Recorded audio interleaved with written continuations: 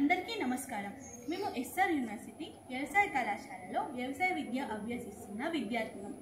ఈ మధ్యకాలంలో రసాయన మందులు ఎక్కువగా వాడటం వలన పంట పురుగులు రోగనిరోధక శక్తిని పెంచుకొని వాటి సంఖ్యను గణనీయంగా పెంచుకుంటున్నాయి.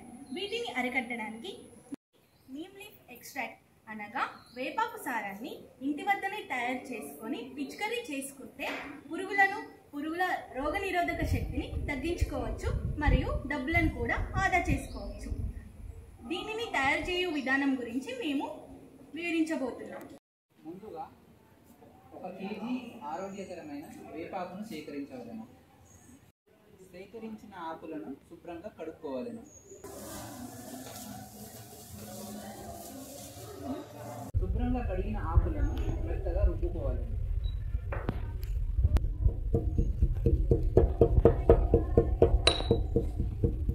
వచ్చిన మిశ్రమాన్ని ఒక పరిశుభ్రమైన పాత్రలో తీసుకోవాలని.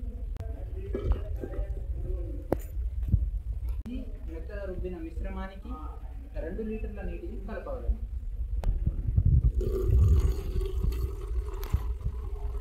ఈ మిశ్రమాన్ని 3 రోజుల పాటు నీడలో నిల్వ ఉంచవాలని. నిల్వ ఉంచిన మిశ్రమాన్ని 3 రోజుల తర్వాత నూలు బట్ట ద్వారా వడబోసుకోవాలి. ఇది మేము తయారు చేసిన 1 లీటర్ వేపాకు ద్రావణం. దీనిని వాడుకునే విధానం గురించి ఇప్పుడు మేము చూపించబోతున్నాం.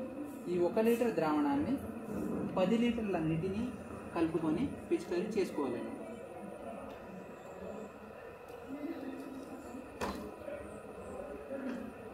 ఇందులో సబ్బు ద్రావణం కలుపుకుంటే అది వేపాకు సారాన్ని ఆకుల ఉపరితలం పైన బాగా అంటిపెట్టుకోవడానికి సహాయపడుతుంది. ఈ విధంగా చెట్లపై పిచికారీ చేసుకోవాలి.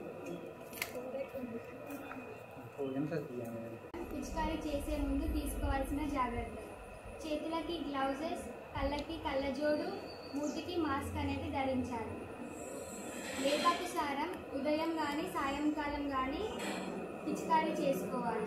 ఎందుకనగా మధ్యాహ్నం పిచికారీ చేసినచో ఆవిరైపోతుంది. వర్షం కురిసే ముందు, కురిసేటప్పుడు, కురిసిన వెంటనే పిచికారీ అనేది చేసుకోకూడదు. వేపాకు సారం పిచికారీ చేసుకోవడం వల్ల కలిగే లాభాలు ఏంటంటే రసం పీల్చే పురుగులు అన్నటువంటి పిండి నల్లి, తామర పురుగు, పేనుబంక పురుగులు నశిస్తాయి. మరియు కాయతొలుచు పురుగులు మరియు తెగుళ్ళను కూడా మనం నివారించుకోవచ్చు. Thank you so much, Dr. Lasar, for your continuous support and